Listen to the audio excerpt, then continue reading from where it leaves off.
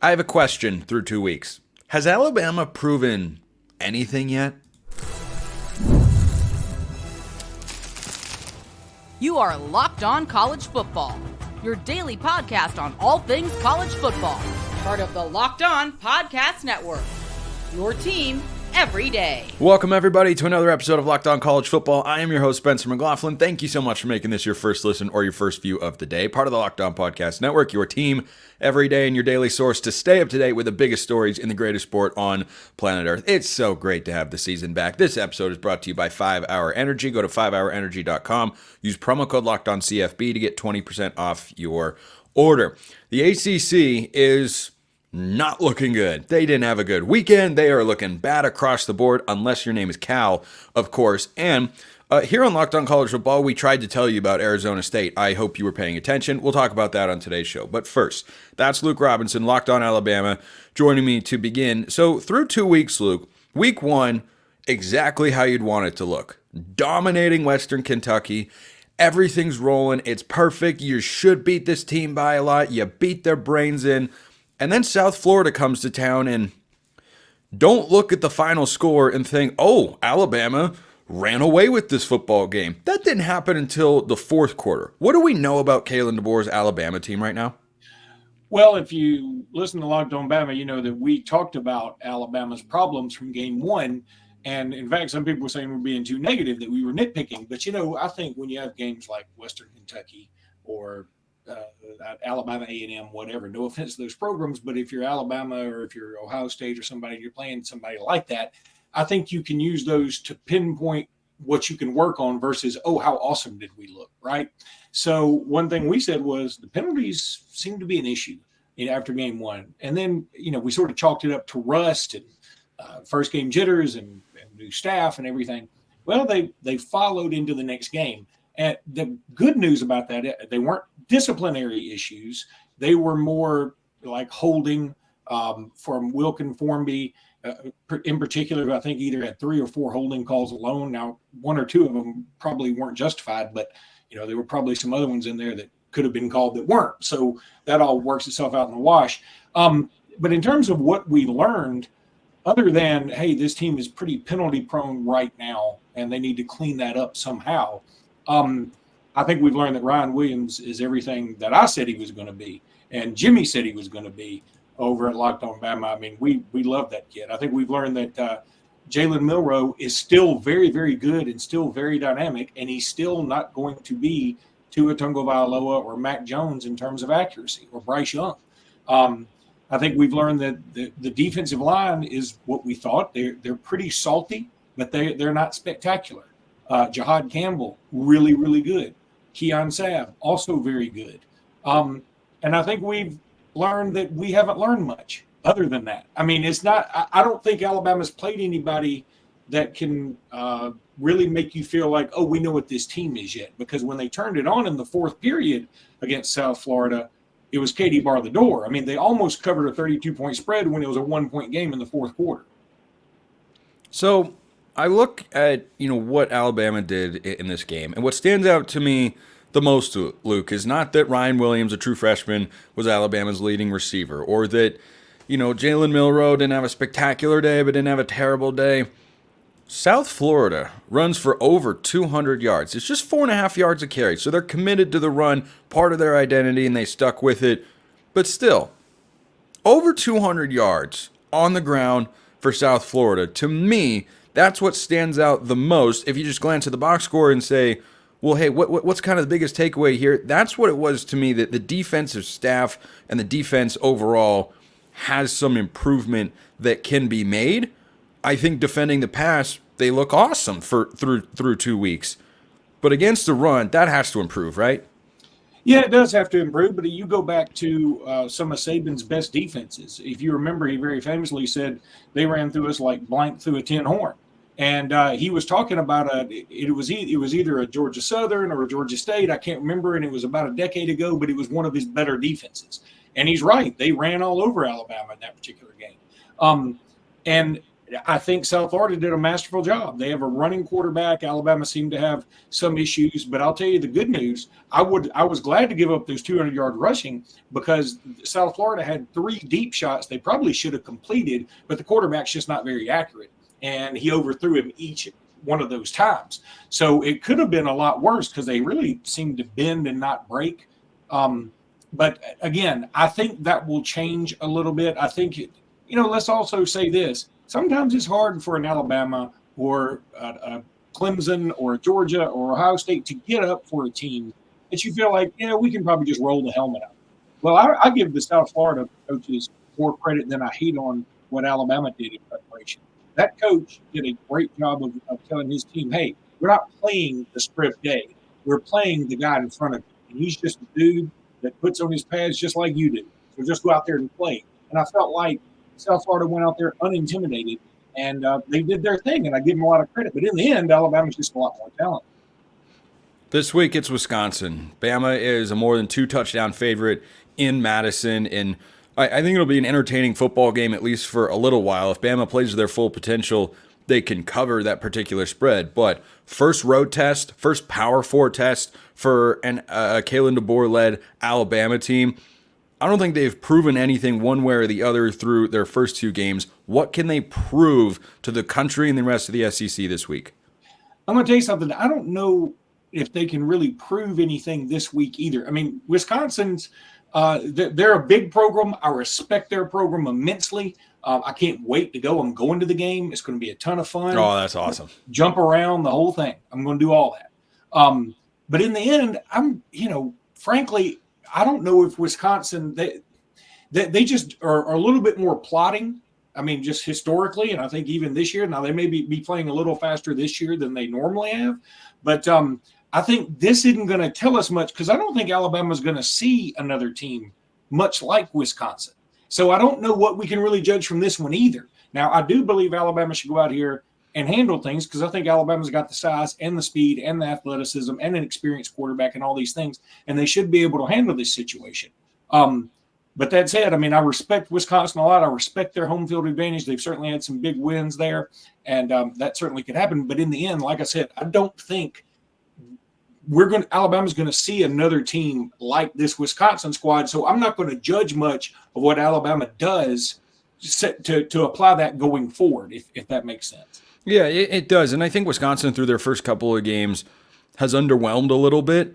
They haven't been a complete dumpster fire. They don't have some upset loss on their schedule, but it hasn't been the best version of football, I think, that Luke Fickell can get out of that program. So I'll wrap with this, Luke. My prediction will come later in the week, but right now, how confident are you that Alabama goes into Madison, walks out with a win? I'm pretty confident. I mean, again, I feel like Alabama, I said this last week too, so eventually I'm going to be right. I thought Alabama was going to do really well last week, so I thought it was going to be sort of a Jalen Milroe vindication game, right? Not a revenge because he didn't play in it last year. But you said something earlier, and I think this is the narrative of the country, but I want everybody to take a step back. You said, Milroe was good, not great. He did set a record for being the only Alabama quarterback in history to rush for 2 scores and pass for 2 or more scores in back-to-back games. That's never happened before in Alabama history. So that's pretty good. And I think Milroe just gets judged against some of the great Alabama quarterbacks we've had in recent years, and it's not fair. And I think this is a game where he can do some really nice stuff. Look, I think he can have better luck against Wisconsin than he did maybe even against South Florida. I think South Florida may be a faster defense. Maybe they're a little smaller, but I think they're faster, and I think that gave the Alabama line some fits. And so maybe a more traditional defensive line, Alabama will be able to handle a little bit easier. But yes, I believe Alabama will win this game. I believe they will cover. And I look forward to it. I look for another big game from Ryan Williams. And, look, he's just exceeded all of my expectations. Luke Robinson, Locked On Alabama. Appreciate you stopping by as always, Luke. I appreciate it, buddy. Thanks for having me. Hey, by the way, my son goes to Arizona State, so I'm glad you got a segment on. Hey, we love to hear that because Arizona State just beat an SEC program for the first time ever. Not in 20 years, not in 30 years, ever. That's coming up later on the show. Coming up next, though, the ACC, they're playing like a one-bid league. Some of us have been saying that for a long time, but it's even worse than we could have expected. That's coming up next. Hey, Locked On College Football fans, I want to take a moment to give you a heads up on a brand new mobile game I think you're going to love, Ultimate College Football HC. In this amazing game and simulation, you get to step into the shoes of a head coach and lead your college football program to glory. You can take them to the promised land. Can you actually imagine being the head coach of your favorite team? Well, guess what? You can. From recruiting to overseeing training camps to handling scholarships and everything in between, including play calling, everything you do will shape the future and legacy of your program. Ultimate College Football HC is completely free, has no ads, 100% playable offline. You can play on the go as you want and when you want to. And of course, we have a special offer. For Locked On College Football fans, use the promo code LOCKEDONCFB, all caps, inside the game store to receive a free boost to your program. Make sure to take advantage of this perk as it will get your program off to a strong start. To download the game, just visit ultimate-cfb.com or look it up on the app stores. Ultimate College Football HC. Begin your coaching legacy today. Why is the ACC the most overrated conference in college football right now? No, I'm asking you, because to me, this is a plain and obvious fact, but I'm just wondering how we got here. That's Kenton Gibbs, co-host of Locked On ACC, also Locked On Wolfpack, joining me here on the show. Kenton, the reason I'm so down on this conference at the moment, coming into the year, I would have pegged them as the third best conference in college football behind the Big Ten and the SEC. I struggle doing that in light of Virginia Tech losing at Vanderbilt. Yes. NC State, I'm sorry to say this, getting dog-walked by Tennessee. Florida State's complete and utter implosion. I don't think Boston College is for real. I'm not buying that yet. It's year one for Bill O'Brien. They could be okay, but they're not going to finish in the top 25 at the end of the year. Is it possible we look up and there are two ranked ACC teams by the end of the season? Because that's kind of the way it feels. Before you answer that question, go to my first one. What's wrong with the conference right now? I mean, I think what's wrong with the conference right now is there's been a series of bad matchups. Like, objectively speaking, there have been a series of matchups that, I mean, Clemson and Georgia, right? You look at, hey, these are the conference's top dogs and whatnot. And Clemson's only, I want to say, 3 years removed or so from their last ACC championship. I get it. I get the urge to say, hey, they're still a top dog. They're still going to be one of the better teams in the conference in the country. But we've seen this story play out before with other teams. A head coach that believes I get to tell the game what it is. A head coach that believes I don't need to adjust to the new world. The new world will adjust to me. Evolve and adapt or else. And he's not evolving. He's not adapting in terms of Dabo Swinney. And so you go into an absolute buzzsaw of a Georgia team that does all the things that you're not trying to do at a high level, or that you are, or that you can't do at a high level, quite frankly, in some regards. You get what you get there. NC State, Tennessee, Grayson McCall is, if I was Coach Doran, if I was the head of the Wolfpack's NIL collective, I'd be patting down my pockets. I'd be going all through the house, the box where all the receipts are. I need to find the one for Grayson McCall because I need to return this. He's defective. I don't know what's going on. Grayson You out McCall, on him all? You out on him already? I know. I mean, that was a horrible game. But also NC State, even if McCall plays well, is not winning that football game. They were dominated in the trenches. And here's the thing. I don't disagree with you at all. My problem is this. Grayson McCall has thrown 2 interceptions on the season. Neither one was more than 5 yards from the line of scrimmage. Okay, that's not a great stat. Neither one of the balls were tipped. That makes it worse. Both of those passes, one was an overthrow, which was on a stick route where it's clearly cover 6. Everything about that play screams cover 6 if you're looking at it pre-snap.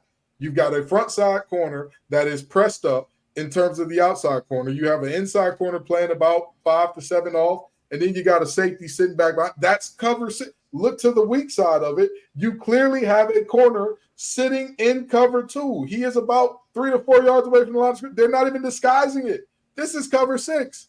And yet you're throwing the stick route as if you have man coverage. Either you misread the coverage or you don't know how to throw a quick out. I don't know which is worse from a 6-year quarterback.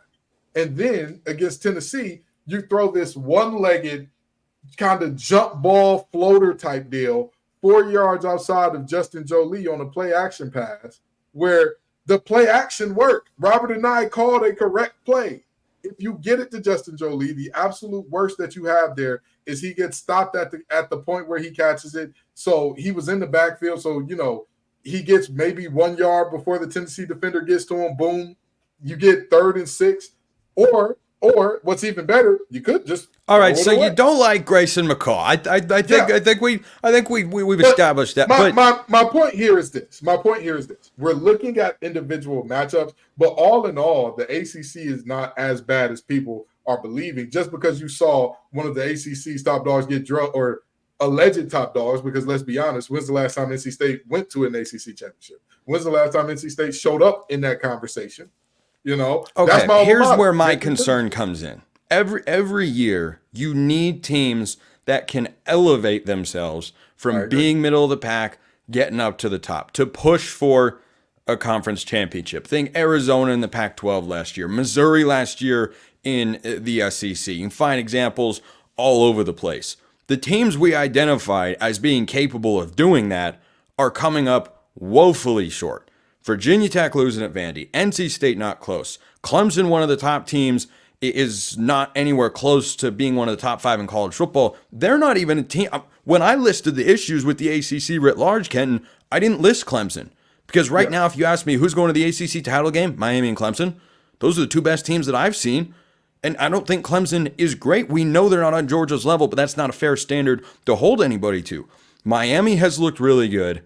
And that's about it. I mean, on the exciting front for fans, the hunt for the for the conference title game is wide open. I feel like anybody can get there. And then he thought Georgia Tech might be ready to make that leap, and then they go on the road and lose at Syracuse. Maybe Syracuse is ready in Fran Brown's first year.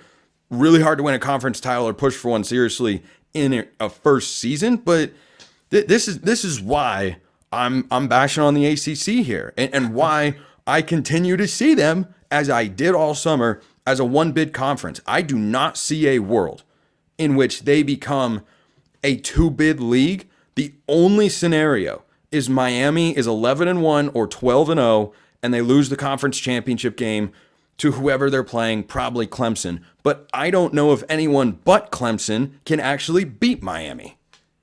Okay, a few things here. We're taking very big reactions from the first 2 weeks of the season. And I want you to do a fun exercise for me, Spencer. I want you to go back and look at 2 things for me for the last 3 to 4 seasons, okay? Normally I come on here with jokes, but today I'm pulling out my teacher hat. I'm giving you some homework. Look at the Heisman race and look at the top 25 standings for both of those things for the last 3-4 years. I'm telling you right now, we all like to come up with, this team looked terrible early, they're bad. This team looked great. Well, the Heisman race is a different conversation. Well, the Heisman race is a different conversation, but the reason that I have these takes right now, Kenton, is this is how you measure yourself against the other conferences. It is not going well. It's not, and I'm not lying. I'm not going to sit here and lie to you and be an ACC propagandist and say that it is. I'm not going to do that. But what I will say is this: we are over-indexing and overreacting to some early successes and failures. That's all I'm saying here. I think that we're looking much too deeply into saying your conference is terrible because you had a bad first few weeks. Because again, we have seen this from other conferences. When the Big 12 lost at every level to the Sun Belt, did we call them the worst conference in all of the Power 5? No. There was still this thought I did. They were the worst in all Power 5 last year. But that's the easily. Thing. But that's the thing. That was not the consensus, and everybody did not agree when that was happening. Well, people just aren't able to match my intelligence level all the time, Kenton. That's fair. That's fair. All I'm saying is this: the ACC did not put on a good showing. Not going to lie to you and say that they did. Not going to lie to you and play around and say, hey, the ACC has looked convincing so far. My only argument is don't give up on this group of teams yet. This group of teams, again, they have not looked special. There have been some absolute drubbings in terms of teams that you expect to be top dogs or losses by teams you expect to be dark horses and all that. There is still plenty of ball left. There's still tons of interconference matchups left. There's still plenty of opportunity for teams to show, oh, wait a minute now. You thought that this team was terrible. You thought that this team was mid, and they actually turned out to be decent. But on the flip side of that, there is time for Miami to look human or worse, which would make all of the conferences do a giant, oh, why? What's happening right now? Okay, that's a good point. That's a good point. Very, very fair counter there. That's why we like bringing you here on the show. Why don't we let the backyard brawl decide the whole thing? Winner gets to be the better conference. West Virginia representing the Big 12, carrying the flag, and Pitt representing the ACC. That's Kenton Gibbs representing Locked On ACC and Locked On Wolfpack. Kenton, appreciate it as always, my man. Absolutely. Happy to be here, brother. We're going over to the Big 12. And, I tried to tell you all that picking Arizona State last in the conference was absurd on its face. Well, what do you know? Kenny Dillingham just did something that hasn't been done in Tempe ever. Never happened before. We'll talk about that and what it means for America's conference? Maybe. That's coming up next. First, let's talk about 5 Hour Energy. Do you have a to-do list to tackle? Do you have DIY projects at home? Do you have anything you need to get done but need a little boost? 5 Hour Energy is what you want to do. It's the most essential supply for any project that you need to get done. Before your workout, watching sports, you want to get in the zone, you want to get some work done, whatever it is, 5 Hour Energy helps you. With zero sugar, convenient portable size, it's the perfect pick-me-up for getting stuff done. The 5 Hour Energy website has flavors galore as well. They have watermelon, tropical burst, grape, berry, and more. There's a flavor for everyone, so go try them all. On the site, you can even build your own 12-pack or 24-pack, and then 5 Hour Energy delivers it right to your door. If you go to 5hourenergy.com, that's the number 5, and then hourenergy.com, and get some 5 Hour Energy product today, you can use my promo code LOCKEDONCFB to get 20% off your order. This offer is only valid until September 30th on one order, cannot be used with other promotions. The code is not good on subscription orders. Go to 5hourenergy.com today. We tried to tell you, folks.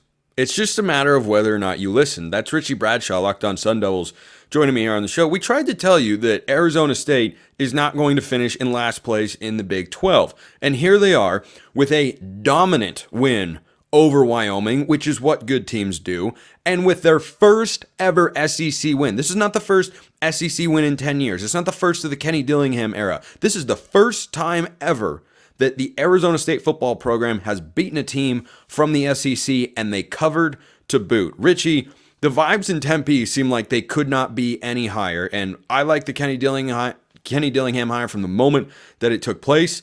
I think he's done a lot of the right things. They got hit in the transfer portal, but this team is they still have Cameron Scadaboo, and that's all you need, right? That is all you need, is the person who I have personally dubbed as the people's running back, because he runs it, he catches it, he passes it, he punts it. He does everything, and you can't not love this guy. The fan base is so energized whenever number 4 gets the football. And fun fact, good things happen when he gives Cameron Scadaboo the football. This past weekend, he ran for 262 yards on 33 carries. By the way, second most ever in a single game for ASU. He was 50 yards off from first place Eno Benjamin back in 2018, who ran for 312. But it was nonetheless a historic game for Scadaboo, where it was just chunk play, Spencer. It was 8 yards, 9 yards, 12 yards, 14 yards, 8 yards. His longest carry of the day was 39 yards. It was the last carry of the game, and he slid down to stay in bounds. Like, this was just a terrific performance, and it's been a terrific run game for ASU. They are absolutely dominating the trenches, and they've got a ton of running backs who can do a ton of different things for you. It's not even just about Cameron Scadaboo, because they have DeCarlos Brooks. They have Raleek Brown will hopefully be back pretty soon. In the meantime, Alton McCaskill is there. Kyson Brown is there. They've got weapons in this backfield. And quite frankly, they kind of need to, because they're still trying to figure out the passing game. But at least through the first 2 games, you're masking it pretty well with one of the better rushing attacks in the conference. And I don't know where they rank nationally, but I have to think that they would probably be at least top 30. I don't know, but it's great. Yeah, and you're going to hate me for this next comment, Richie, but the comparison is all too perfect. I don't think that Arizona State is the Arizona of last year's Pac-12, RIP, where, their win total is one of the lowest in the conference, and then they end up pushing to make the conference championship game. I don't think ASU is there, but they were picked to finish last in the preseason media poll. You and I both thought that was ridiculous, because it absolutely was. And right now, with how this Arizona State team is playing, we'll talk about this week's matchup in just a moment because they have got a real fight ahead of them if they want to go into Big 12 play at 3-0. And by the way, I don't care who they beat out of the SEC. On the surface, if it's a bottom tier, quote unquote, Big 12 team and a bottom tier SEC team, should be SEC advantage all the way, but Arizona State was better than Mississippi State, and it looked a lot closer than it actually was. They had a huge lead, and then the Bulldogs, to their credit, kept fighting and stormed their way back into it, and ASU held on.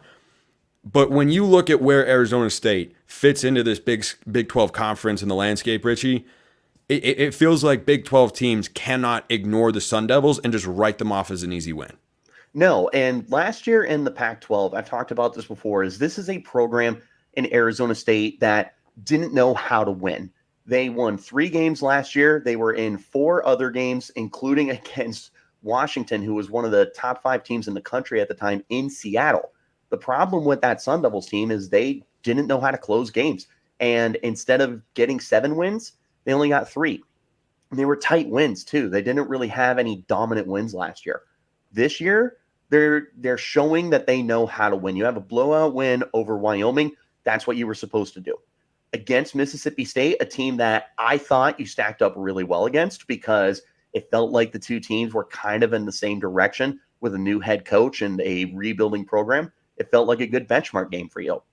You needed to come out and see how everything looked from this rebuilding perspective and see if you were ready to take that next step. And lo and behold, they were, and they held on late when they needed to. They let their foot off the gas. They shouldn't have. You had 2 critical drives. You were able to stop Mississippi State on offense when they were rolling, and you were able to chew up the rest of the clock and eat the game away.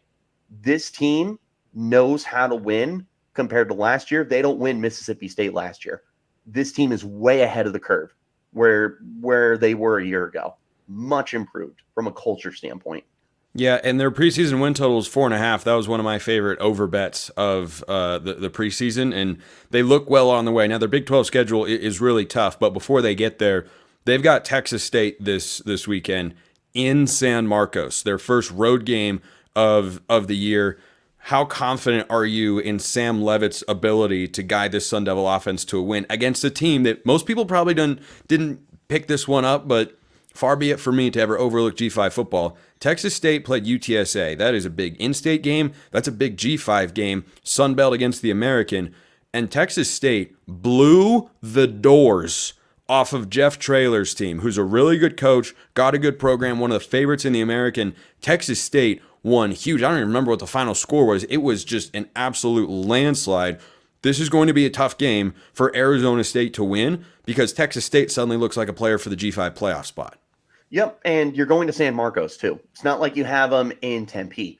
This is a very quality team going into the year. I wasn't sure how I felt about it. It's one of those where it's like, in theory, you should be able to beat them. You're the more talented team because you are a Power 4, but they have played very well. And they're running the football very well. They absolutely dominated this past week against UTSA. So ASU's run defense has been absolutely unstoppable this year. They are, through 2 games, they have not allowed 100 rushing yards. I don't know if they've allowed 50. They have dominated, which is where you need to win the game. But of course, going back to Sam Leavitt, like you said, you need him to play at a level where he's managing the game, but you know that in a pinch, you can win with him. You saw that in week 1, where he wasn't really asked to push the ball down the field, but he still threw for 250 yards and 2 touchdowns. Last week, he went 10 of 20 for 69 yards, no touchdowns, no interceptions. ASU, Kenny Dillingham will tell you himself, he said in the post-game press conference, we felt really comfortable running the ball a lot, but we probably needed to make sure we stayed balanced because when we needed to start throwing the football again, Sam's not in a rhythm, and that is a problem. So ASU needs to maintain some kind of consistency on offense, not even like a 50-50 split, but they need to make it so that if Sam Leavitt gets called upon, you don't have what you had last week. Because if that happens, you're not going to win a lot of quality football games this year that you should be able to win. ASU looks like they can hang around with the best of the best. If they're going to do that, they need to place Sam Leavitt in a position to succeed, which means that you just keep him on task. Maybe he throws the ball 40 times a game. Maybe it's just 20 again. But make sure that he stays in a rhythm, because if you have to pass, you need him. You need him. Yeah, I got you. One last thing, Richie, before we wrap up today's show. If Arizona State goes into San Marcos and beats Texas State, that's a 2.5-point spread, according to our friends at FanDuel, by the way. Sun Devils are favored, but that's going to be a really exciting football game. If they win, what's your confidence level that they could beat one of the heavy hitters in the Big 12 on their schedule this season? I'm not going to lie. It goes through the roof. You play the top 5 teams in the Big 12 this year. 2 of them are home, back-to-back, Kansas and Utah. This is a huge opportunity for you to come out and knock off one of the big teams in the Big 12 and go, hey, we're not the bottom dwellers. In fact, we're closer to the top 6 teams than we are the bottom 3 teams. It's a fantastic opportunity, and in a stacked schedule for the Big 12, because you still have UCF. Cincinnati is fine. It's nothing crazy. BYU, I feel, has been competitive this year. We'll see how they end up down the stretch. It's not a walk in the park for their Big 12 slate, but you could, the way they're playing right now, you could find a way to beat Kansas. Utah, it really depends on Cam Rising, but neither here nor there. Yeah. I don't know if you get a road win in Manhattan over K-State. I've said since the start of the season, I continue to say it. You are taking the cup back when you go down to Tucson and beat Arizona. Okay. Well, Arizona's look vulnerable. I've heard of crazier things happening. That'd be we'll see. We'll see where the teams are at the end of the year. I'm confident. I am confident. Bottom line. And I think justifiably so. I think Kenny Dillingham's got a lot of good things going down there in Tempe. That's Richie Bradshaw, Locked On Sun Devils. Richie, I enjoy the time as always. Absolutely, Spencer. It's always a good time to talk some college football with you. Even better when it's ASU. Yes, indeed. Appreciate everyone listening. I will see you next time. And until then, hope you have a wonderful rest of your day.